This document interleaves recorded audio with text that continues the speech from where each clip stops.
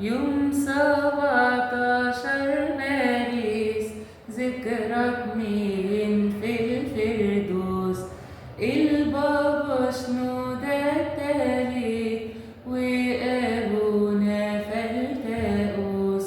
البابا شنودة التالت وأبونا فلتأوس.